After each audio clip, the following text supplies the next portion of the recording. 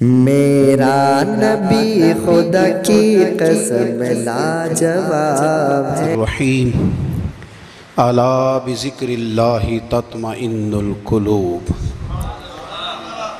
صدق اللہ العظیم و صدق رسولہ النبی الکریم۔ ان اللہ و ملائکتہ یصلون علی النبی یا ایہا الذین آمنوا صلوا علیہ وسلموا تسلیما۔ اللہم صلی علی سیدنا و مولانا محمد معدن الجود والکرم وآلہ وصحبہ وبارک وسلم۔ تمام تعریفیں حمد و ثنا اللہ تعالی جل جلالہ کے لیے۔ زاں بعد درود و سلام نبی اکرم نور مجسم شفیع معظم احمد مجتبی جناب حضرت محمد مصطفیٰ صلی اللہ تعالی علیہ وسلم کی ذات والا صفات کے لیے حمد و صلات کے بعد قرآن مجید نے ارشاد فرمایا الا بذکر اللہ تطمئن القلوب۔ فرمایا خبردار ہو جاؤ، اللہ کے ذکر میں ہی دلوں کا اطمینان ہے، اللہ کے ذکر میں دلوں کا چین ہے۔ لوگ بہت سارا مال، بہت ساری دولت، بہت ساری عقل اور بہت سارا شعور ہونے کے باوجود بے سکون ہیں۔ جس چیز نے زمانے کو تکلیف میں مبتلا کر دیا ہے اور جو چیز ڈھونڈنے سے نہیں ملتی وہ اطمینان ہے، وہ قرار ہے۔ لوگ بھیک مانگتے ہیں، منت کرتے ہیں، دہائی دیتے ہیں کہ کہیں سے سکون کی دولت مل جائے، لیکن وہ میسر نہیں آ رہی۔ بڑے بڑے لوگ ہیں، اور میں عرض کر چکا ہوں کہ مالدار بھی ہیں اور عقل مند بھی ہیں، باشعور ہیں، پڑھے لکھے ہیں، پر قلبی سکون، راحت، اطمینان، چین انہیں میسر نہیں آ رہا۔ راتیں جاگ کر گزر جاتی ہیں، دن آزمائش میں بیت جاتا ہے۔ وہ کبھی اس کے لیے ٹھنڈے علاقوں کا سفر کرتے ہیں، کبھی دوستوں کی مجلسوں میں جا کر کے بیٹھتے ہیں، کبھی گھر سے دور اکیلے میں تنہائی میں وقت گزارنے کی کوشش کرتے ہیں، لیکن دولت سکون ناپید ہوتی ہے، میسر نہیں آتی۔ عرش کا رب فرماتا ہے کیوں تو بھٹکتا پھرتا ہے، کیوں دائیں بائیں جاتا ہے؟ چپ کر کے مسجد آ جا اور لوگوں سے بچ کے تنہائی میں میرا ذکر کر۔ اللہ ملے گا کیا؟ فرمایا اعلیٰ بذکر اللہ تطمئن القلوب، میں تیرے بے چین دل کو چین عطا کر دوں گا۔ وہ تیرا تڑپتا اور پھڑکتا ہوا مزاج، اسے میں سکون کی دولت دوں گا۔ یہ تجھے کہیں اور نہیں ملے گا، یہ میری یاد میں ملے گا۔ یہ چین، قرار، سکون تجھے یہیں میسر آئے گا۔ اطمینان قلبی زندگی کا حسن ہے بھائی، دولت سکون اصل ہے۔ بڑے ٹھنڈے کمرے میں کچھ لوگوں کو نیند نہیں آتی، اور داتا صاحب رحمۃ اللہ علیہ آپ جائیں تو دونوں سڑکوں کے بیچ جو فٹ پاتھ ہے نا، اس پہ بھی کچھ لوگ سوئے ہوتے ہیں۔ ادھر سے بھی گاڑیاں گزرتی ہیں، ادھر سے بھی گاڑیاں گزرتی ہیں، لیکن بس نیند ہے نا، اللہ کا فضل ہے، اس نے دے دی ہے، آنے والوں کو آ گئی ہے۔ اطمینان قلبی، میرا معاشرہ بے سکون ہے، بے قرار ہے۔ مجھے کچھ لوگ کہتے ہیں جی میں آج کل بڑا بور ہو رہا ہوں، تو میں کہتا ہوں یار ہمیں تو ٹائم ہی نہیں ملا آج تک بور ہونے کا، نہیں وقت ہی نہیں اتنا میسر آیا، کون سا ٹائم نکالے جس میں بندہ بور ہو؟ وہ تو ہے کہ انسان کچھ فارغ ہو، کہیں اس کے پاس گنجائش ہو تو بور بھی ہو لے۔ کیسے بور ہو لیتے ہو؟ یہ کیا ہوتا ہے بور ہونا؟ زندگی میں اتنا وقت ہی کہاں ہے کہ انسان بور ہوتا پھرے اور یہ تصور بناتا پھرے کہ میں بڑی آزمائش میں ہوں، تو میں بڑے بور ہو رہا ہوں، تو میں بڑی تکلیف میں ہوں۔ تو وقت بہت زیادہ ہے ہمارے پاس، لا یعنی کاموں میں ضائع بڑا ہوتا ہے، تو ہم بور ہوتے ہیں، پریشان ہوتے ہیں۔ اللہ فرماتے ہیں یہ جو میری یاد ہے نا، لیکن اس کا بھی ایک طریقہ ہے یاد کا، اس طریقے سے اگر میرے رسول کریم علیہ السلام نے فرمایا اللہ کا ذکر اس طرح کرنا کہ دیکھنے والا تمہیں دیوانہ سمجھے۔ لوگ سمجھیں کہ کوئی مجنون ہے، کوئی جنونی ہے، کوئی پاگل ہے۔ یہاں اللہ تعالیٰ معاف کرے، آپ ذکر کی مجلس چھیڑیں، آپ نعت شریف کی مجلس چھیڑیں تو بہت سارے لوگ پروفیسر بن جاتے ہیں، وہ ساری نہیں ہلاتے، ان کی زبان ہی حرکت میں نہیں آتی۔ حالانکہ رب کریم کا ذکر اس طرح کرو کہ دیکھنے والا تمہیں دیوانہ سمجھے، کہیں اور کھونے کی ضرورت ہی نہیں۔ میرے حبیب گویا ہمیں فرماتے ہیں تو رب کے ذکر میں اس طرح کھو جا کہ تجھے دنیا کا خیال ہی نہ رہے، تجھے پھر دنیا کی ہوش نہ رہے۔ لیکن اگر نماز میں بھی خیال غیر آئے، ذکر میں بھی توجہ کہیں اور ہو، زندگی میں وہ عجیب لمحہ تھا، وہ میرے ساتھ تھا اور میں تنہا تھا۔ اگر ماحول یہ ہو کہ آپ کہیں جسم کے ساتھ تو موجود ہوں، روح موجود نہ ہو، تو پھر لذت ذکر بھی میسر نہیں آتی، پھر کیف نہیں حاصل ہوتا۔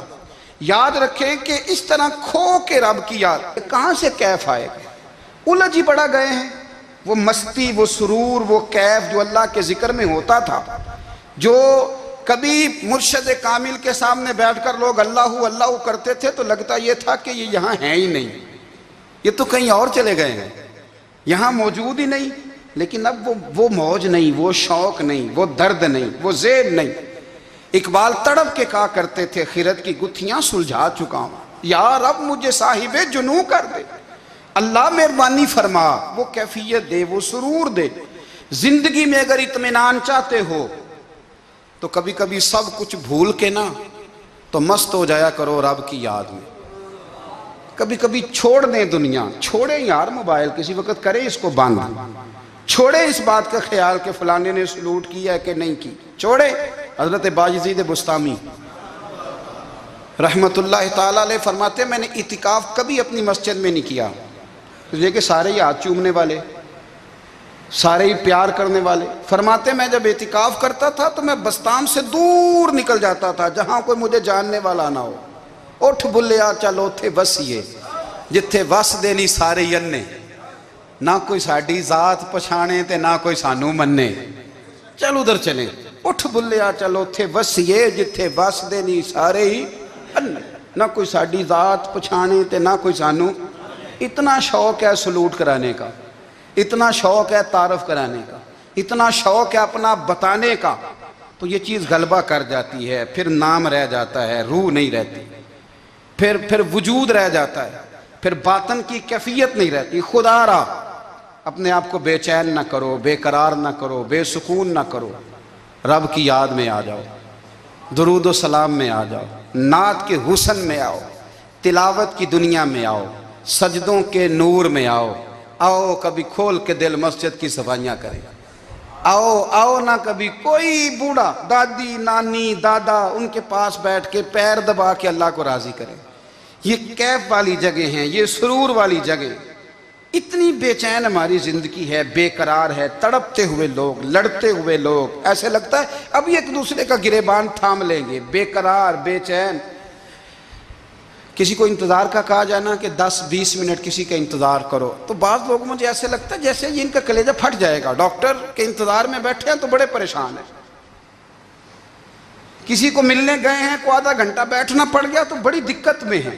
اپنے آپ کو سکون دیں۔ آپ یقین کریں بڑا مزہ آتا ہے کبھی کسی کا انتظار کرنا پڑے تو 2-4 تسبیح درود شریف پڑھی جاتی ہے، یعنی ذوق بن جاتا ہے کہ چلو اللہ نے موقع دیا ہے کوئی سرکار کو یاد کر لیں، تنہائی مل گئی۔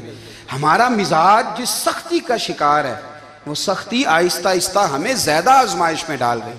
تو میرے بھائی زندگی میں اطمینان حسن ہے، اور وہ سب سے زیادہ اللہ کی یاد میں ملتا ہے، وہ سب سے زیادہ رب کریم کے ذکر میں، سب سے زیادہ جو چاہتا ہے نا دل ٹھنڈا رہے، زبان میٹھی رہے، وہ مدینے والے محبوب پہ درود و سلام پڑھا کرے، وہ حضور پہ درود و سلام پڑھا کرے، زبان میٹھی رہے گی۔ میرا ذاتی تجربہ ہے کہ جو آدمی اپنے اخلاق سنوارنا چاہے وہ حضور پہ درود شریف پڑھے، جو اپنے اخلاق سنوارنا چاہے، طبیعت کو ٹھنڈا رکھنا چاہے وہ درود شریف پڑھے، اس کا دل سکون میں آئے گا۔ کچھ کام اور ہیں زندگی میں اطمینان کے لیے، ان کا ہونا بھی بڑا ضروری ہے۔ سب سے پہلے اگر آپ چاہتے ہیں نا زندگی میں سکون ہو تو حقیقتوں کا سامنا کرنا سیکھیں، آپ جو ہیں وہ رہنا سیکھیں، جو آپ نہیں ہیں وہ بننے کی کوشش نہ کریں۔ حقیقت کا سامنا کرو گے تو زندگی اطمینان میں آ جائے گی۔ ہم نے نا بہانے بنا لیے ہیں، ہیلے بنا لیے ہیں، جھوٹ کے سہارے اپنے آپ کو اونچا کر لیا۔ ایک آدمی سے کہا جاتا ہے تو رشوت نہ لے، تو کہتا ہے میں غریبوں سے نہیں لیتا۔ تو میرا سوال یہ ہے کہ امیروں کا حساب لینے کی اللہ نے تیری ڈیوٹی لگائی ہے، تیرے ذمہ لگایا ہے کہ تو امیروں کا حساب کر، تمہیں کیا ضرورت پڑی ہے؟ ہم نا بہانہ کرتے ہیں، رشوت لینے والے کا الگ بہانہ ہے اور سفارش والے کا الگ بہانہ ہے۔ حقیقت کا سامنا کریں، حقیقت کا۔ جو میرے ذمہ داریاں ہیں وہ میں نے پوری کرنی، جو آپ کی ذمہ داریاں ہیں وہ آپ جان نہ چھڑائیں، حقیقت پسند بنیں۔ میرے رسول کریم، پھر پڑھیے درود شریف، صلی اللہ تعالی علیہ وسلم۔ حضور صلی اللہ علیہ وسلم نے فرمایا کہ میری بیٹی سیدہ فاطمہ الزہرا رضی اللہ تعالی عنہا صرف جنتی نہیں، جنتی عورتوں کی سردار ہے۔ لیکن حضور نے یہ بھی فرمایا کہ فاطمہ یہ خیال رکھنا اگر اللہ نے حساب پوچھا تو حساب تم نے خود دینا ہے۔ حقیقت کی طرف توجہ کرائی حضور نے، وہ صرف جنتی نہیں، جنتی عورتوں کی سردار ہیں، پر حقیقت کی جانب توجہ۔ میں حقیقت یہ ہے کہ اگر مالک نے حساب پوچھا تو اس کی تیاری بھی کرنی ہے۔ دیکھیں نا، ہمیں کچھ یقین نہیں، اللہ معاف کرے کہ ہمارا حساب کیسا ہوگا، لیکن کتنے آزاد ہیں۔ یعنی بڑی دلیری سے بندے کہتے ہیں فجر نہیں پڑھتا جی، 3 پڑھتا ہوں جی، شاہ رہ جاتی ہے جی، کپڑے صاف، بڑی دلیری سے۔ اور سیدہ فاطمہ الزہرا نے ساری رات مصلی باز رکھا ہے، حالانکہ انہیں یقین تھا کہ رب مجھے بغیر حساب کتاب جنت دے گا۔ حقیقت کا سامنا کریں، جو حقوق آپ کے ہیں وہ آپ نے ادا کرنے ہیں، جو ذمہ داریاں ہیں وہ ذمہ داریاں ہیں۔ دیکھیں نا، حضرت موسیٰ کلیم اللہ علیہ السلام کے پاس اسرائیل روح نکالنے آئے تو حضرت موسیٰ نے تھپڑ مارا، آنکھ نکال دی، واپس گئے۔ اللہ انہوں نے تو جلال فرمایا ہے، کہا موسیٰ علیہ السلام سے کہیے بیل کی پشت پر ہاتھ رکھیں، جتنے بال ان کے دستے مبارک کے نیچے آئیں گے اتنے 1000 سال ان کی عمر بڑھا دی جائے گی۔ یعنی میرے کان میں کوئی بتا دے کہ جناب 60 سال بڑھ گئی، کیا آپ کے کان میں کوئی کہہ دے تو خوشی ہوتی ہے کہ نہیں؟ لیکن یہ حقیقت پسندی نہیں، اس لیے کہ 60 بھی گزر جائیں گے، 70 بھی، یہ حقیقت نہیں۔ حضرت موسیٰ کلیم، چلے میں مثال دیتا ہوں، سمجھ لے 10 بال، حالانکہ بہت زیادہ آتے ہوں گے، 10 بال اگر حضرت موسیٰ کے ہاتھ کے نیچے آئے تو 10,000 سال تو عمر بڑھ گئی نا۔ 10 یعنی 10 سال نہیں، 10 نہیں، 10 بہت زیادہ تھی نا۔ تو حضرت موسیٰ کلیم اللہ علیہ السلام سے آ کے عرض کیا گیا، حضور بیل کی پشت پر ہاتھ رکھیں، جتنے آپ کے ہاتھ کے نیچے بال آئیں گے اتنے 1000 سال عمر بڑھ جائے گی۔ تو حضرت موسیٰ نے حقیقت پسندی والی بات کی، فرمایا پھر کیا ہوگا؟ 10,000 سال کے بعد پھر کیا ہوگا؟ کہا حضور جانا تو پھر بھی ہے، فرمایا پھر ابھی چلتے ہیں۔ اگر جانا ہے نا، جانا ہے تو پھر، اگر جانا ہے تو پھر ابھی، اور سجنوں اگر نماز پڑھنی ہے تو ابھی کیوں نہیں؟ اگر داڑھی رکھنی ہے تو پھر رمضان کا انتظار کیوں کریں، ابھی کیوں نہیں؟ اگر سچ بولنا ہے تو پھر، اگر رزق حلال کھانا ہے تو پھر انتظار کا ہے۔ حقیقت ہوتی ہے، بہانہ ہوتا ہے، حقیقت چھپ نہیں سکتی بناوٹ کے اصولوں سے، کیونکہ خوشبو آ نہیں سکتی کبھی کاغذ کے پھولوں سے۔ یہ بات یاد رکھیں، اگر جانا ہے تو حضرت کلیم فرمانے لگے پھر 10,000 سال کے بعد بھی جانا ہے تو آج بھی۔ ہمیں بے قراری زندگی میں اس لیے کہ ہم حقیقت پسند نہیں، ہم بہانوں میں، ہم ہواؤں میں جیتے ہیں، ہواؤں میں، خیالات میں زندگی گزارتے ہیں۔ بڑا ٹائم پڑا ہے، مثلاً کتنا میرے رسول کریم صلی اللہ تعالیٰ علیہ وآلہ وسلم نے ایک دن صحابہ سے فرمایا تمہیں حیا نہیں آتی؟ حضور کیا ہوا؟ فرمایا وہ والے مکان بناتے ہو جن میں تم رہ نہیں سکتے، وہ والا مال جمع کرتے ہو جو کھا نہیں سکتے، حیا نہیں آتی؟ عرض کی حضور حکم کریں تو محبوب فرمانے لگے جوتے کا ایک تسمہ بند کرتا ہوں تو سوچتا ہوں دوسرا بند کرنے سے پہلے موت آ جائے گی، ایک سانس اندر جاتی ہے تو دوسرا آنے سے پہلے میں یاد کرتا ہوں کہ مجھے دنیا سے جانا ہے۔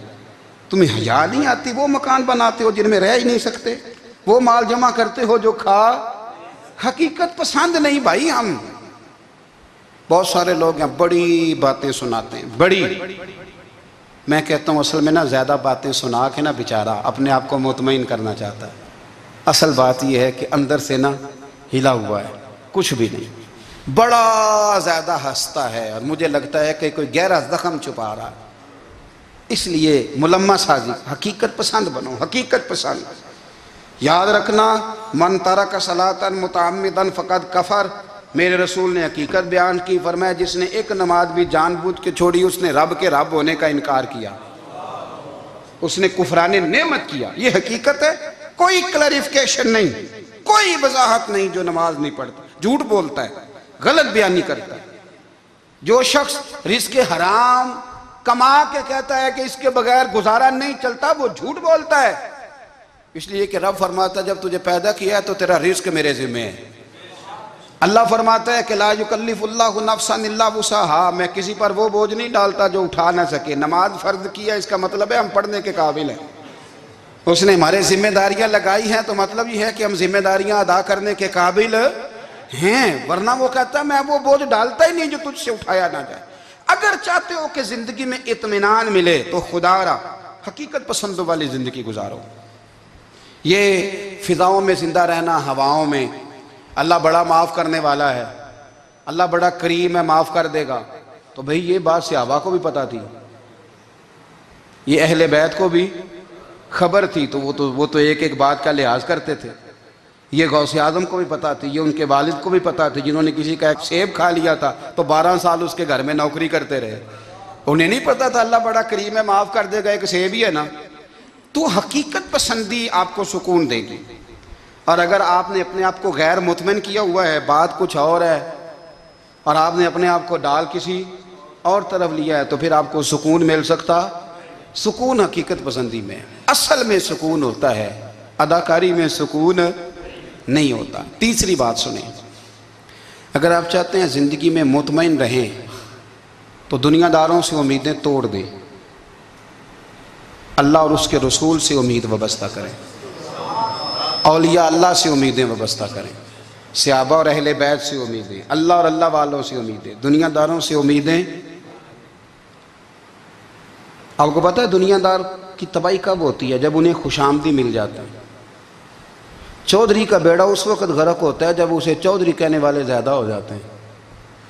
سیٹھ صاحب اور نواب صاحب بیچارے تباہ تب ہوتے ہیں بھولے پن میں، جب ان کے دائیں بائیں ریلا ہوتا ہے سیٹھ صاحب کہنے کا. لوگ انہیں کھانا چاہتے ہیں، پیار ان کا نہیں ہوتا، ان کی جیب کا ہوتا ہے.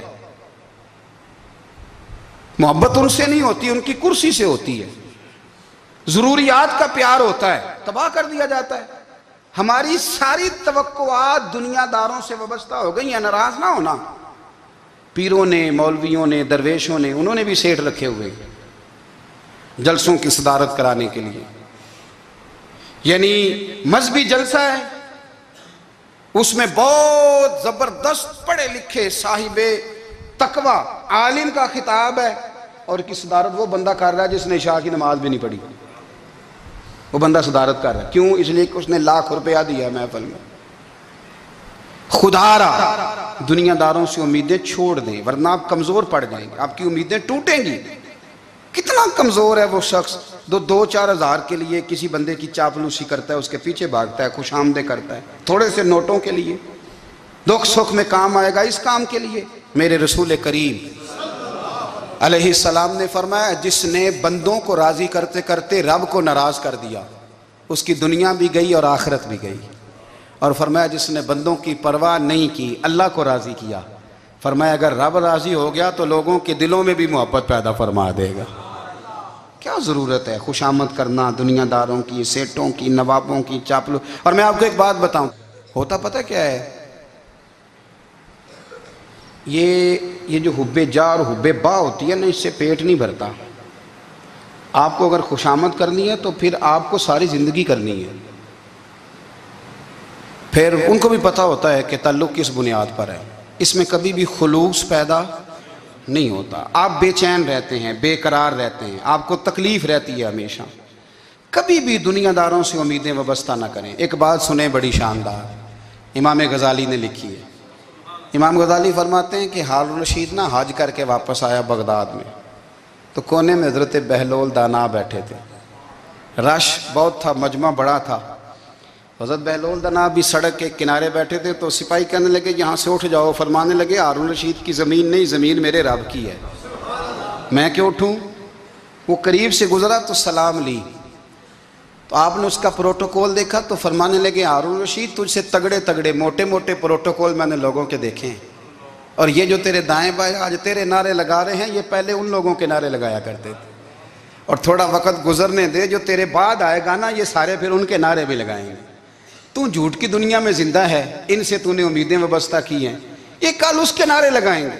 اس کے دل پہ بڑا اثر ہوا، گھوڑے سے اتر آیا، آگے کہنے لگا حضور آپ نے مجھے بڑی اچھی نصیحت کی ہے، میرا دل بڑا ٹھنڈا ہوا ہے، میں نے سنا ہے آپ مقروض ہیں، کچھ لوگوں کا قرض، تو مجھے کوئی حکم ہی کر دیں۔ آپ ہنسنے لگے، فرمانے لگے یار تو بڑا ہی بیوقوف ہے، بڑا ہی بیوقوف ہے تو، میں تجھے نصیحت کر رہا ہوں تو مجھے الجھا رہا ہے، حضور کوئی حکم کر دیں۔ کیا خوبصورت انداز ہے رب کریم کے بندوں کا۔ حضرت بہلول دانا فرمانے لگے تیرا رب کون ہے؟ کہا اللہ، تو فرمایا میرا کون ہے؟ کہا اللہ۔ فرمانے لگے یہ تو نہیں نہ ہو سکتا کہ اللہ ہارون رشید کو دیتا رہے اور بہلول دانا کو بھول ہی جائے، یہ تو نہیں نہ ہو سکتا کہ ہارون رشید کو دیتا رہے اور بہلول دانا کو بھول جائے۔ فرمایا اس کا دل، اس کا ارادہ ہوا، ارادہ قدرت ہوا کہ بہلول مقروض رہنا چاہیے، تو اگر رب مجھے رکھنا چاہتا ہے، دکھ قبول محمد بخشا راضی رہن پیارے، اگر وہ چاہتا ہے میں مقروض رہوں تو میں بھی چاہتا ہوں کہ میں مقروض ہی رہوں، یہ تو نہیں نہ ہو سکتا کہ تجھے دے اور مجھے نہ دے۔ فرمایا میری تجھ سے کوئی امید نہیں، مجھے جب بھی دے گا میرا رب بھی دے گا، اور وہ دے گا تو پھر انشاءاللہ خزانے کھول کے دے گا۔ دنیا داروں سے امیدیں وابستہ کرنا، لوگوں کے پیچھے، یہ چھوڑ دیں، آپ بے چین رہیں گے، بے قرار رہیں گے۔ اللہ والوں سے ضرور امیدیں وابستہ کریں، اس لیے کہ ان کے پاس جو کچھ ہوتا ہے وہ دراصل رب کا ہی ہوتا ہے۔ لیکن سیٹھوں سے، نوابوں سے، سیاستدانوں سے باز آ جائیں، ہماری بڑی امیدیں وابستہ ہیں۔ میں اکثر کہتا ہوں جتنے پھیرے نوکری کے لیے دنیا دار کے دروازے پہ لگائے ہیں نا، اس سے کم دفعہ مسجد میں نفل پڑے ہوتے تو رب اتنی بڑی مہربانی فرما دیتا۔ تیسری بات یہ یاد رکھیں، اگر سکون لینا چاہتے ہیں نا، اگر سکون لینا چاہتے ہو نا تو لوگوں کو ڈسکس کرنا بند کر دو۔ کس کو اللہ نے کتنے پیسے دیے ہیں وہ جانے اور اللہ جانے، کس کو اللہ نے کتنی گاڑیاں دی ہیں وہ جانے، اور لوگوں کو ڈسکس کرنا جی۔ یعنی میں ایک جگہ بیٹھا تھا تو ایک صاحب گاڑی والا گزرا، گاڑی میں بیٹھ کے، اس کا پڑوسی تھا، کہندے تھا منہ ہے کار والا، میں کہ وہ تے ہے تاں ہی بیٹھا ہے، تے ہن میں کہ سمجھانا سی نا انہوں، میں کہ توں تے میں حساب لائیے بھی ساڈے کول کوئی نہیں، وہ تے ہے، لیکن نا اللہ نے اسے دی ہے نا، تو اللہ نے چاہا نا وہ کار میں بیٹھے، تو اس نے پھٹے پہ بیٹھ کے یہ تبصرہ کیا کہ منہ ہے کار والا، میں کہ ابھی وہ تے ہے تاں کار ہے۔ اب مجھے اور تجھے اندازہ لگانا چاہیے کہ ہم کیا یہ بحث ہے، یعنی اللہ کو چاہیے تھا معاذ اللہ کے پہلے تجھ سے پوچھتا کہ اسے کار دینی ہے کہ نہیں، کیا مطلب فضول بحث ہے۔ وہ چیز ہمیں اتنا تنگ کرتی ہے، اتنی تکلیف دیتی ہے کہ آپ یقین کریں سارا دن اسی کو ڈسکس کرتے ہیں، سارا دن۔ اس کے پاس گاڑی ہے، اس کے پاس کار ہے، فلانے کا پیسہ 1 نمبر ہے، فلانے کا 2 نمبر ہے، فلانے کا 6 نمبر ہے، اصل بات کے اندر حسد ہے، اس کو نکالو۔ ایک بات کہنے لگا ہوں، اسے یاد رکھنا، میرے اعلیٰ حضرت رحمۃ اللہ علیہ فرمایا کرتے، حسد کرنے والا بندوں پر اعتراض نہیں کرتا، اللہ پر اعتراض کرتا۔ وہ کہتا ہے اللہ اسے کیوں دیا ہے، اتنا کیوں دیا ہے، معاذ اللہ وہ اللہ کی تقسیم پر اعتراض کرتا۔ حسد کرتے ہو بے چین رہو گے، حسد آپ کے دل کو تڑپا کے رکھ دے گا، چھوڑے۔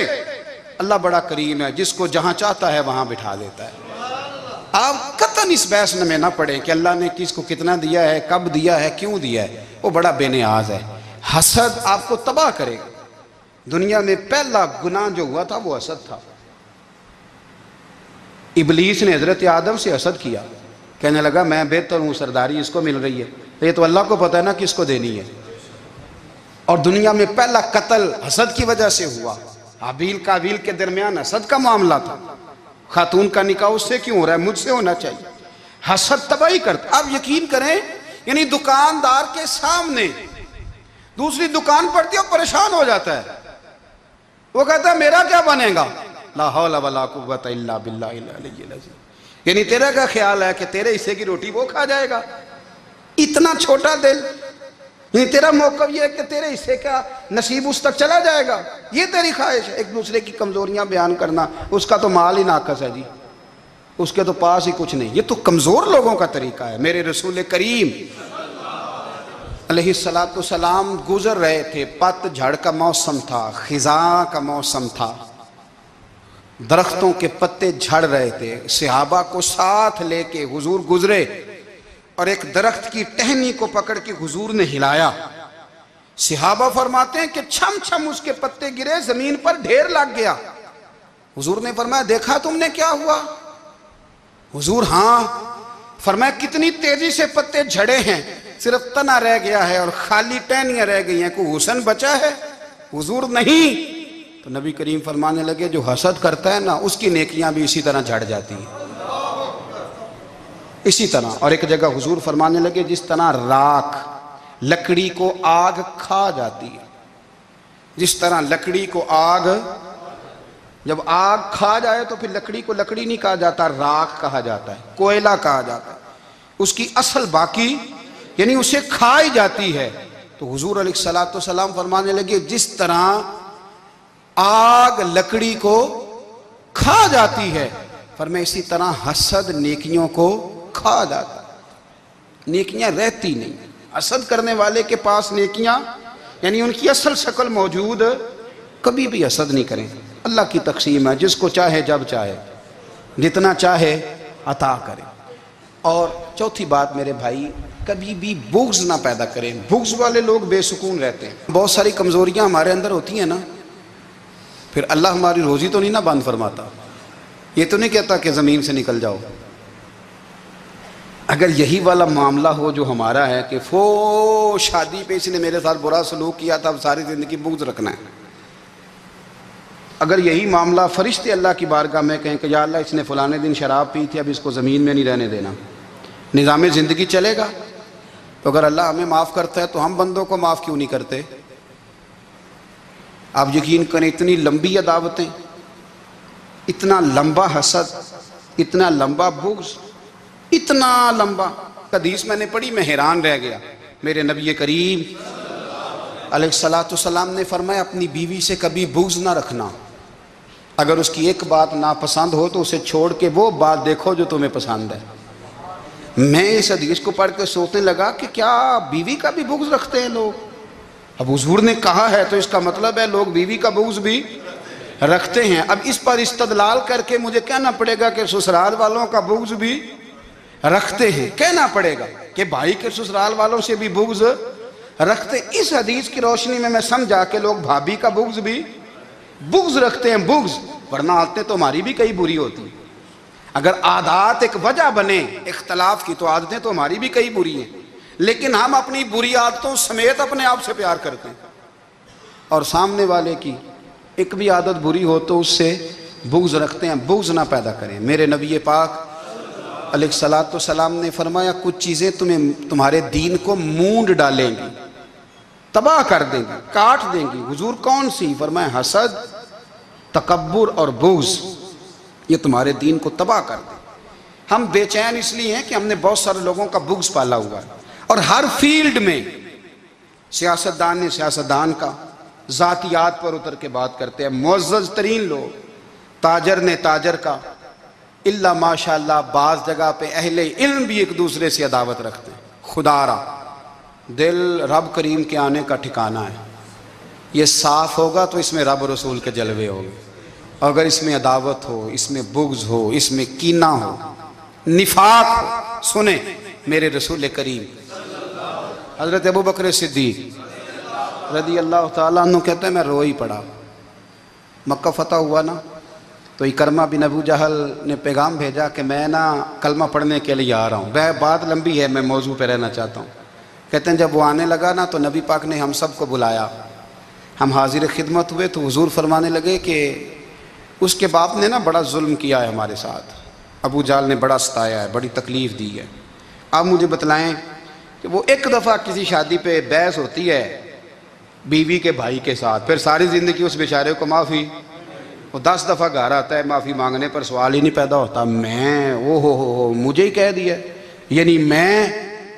یعنی پھر میں مجھے ہی کہہ دیا آپ نے، اور میری شان میں بے ادبی، اور پھر میں معاف کر دوں؟ توبہ توبہ توبہ، یہ کیسے ہو سکتا ہے؟ میری ناک نیچی ہو جائے گی، اور آپ نے مجھے کہہ دیا، سوال ہی نہیں پیدا ہوتا۔ اور یہ رونا میں اکثر ہوتا ہوں کہ شادی والے دن داماد صاحب کا زیادہ دماغ خراب ہوتا ہے۔ جب چھوٹی سالی کی شادی ہوتی ہے نا، اس دن اس کو بخار چڑھتا ہے، کوئی اس کو کان میں کہتا ہے تیری عزت نہیں کر دے، اس دن اس کا دماغ خراب ہو جاتا ہے، بچے اٹھا کے نکل آتا ہے، وہ بیچارہ سسر منتیں کر رہا ہوتا ہے کہ تیری مہربانی آ جا، یہ عزت کرا رہا ہے۔ تو میں نے کہا احتجاج کر کے جو عزت کرائی جاتی ہے وہ عزت نہیں ہوتی۔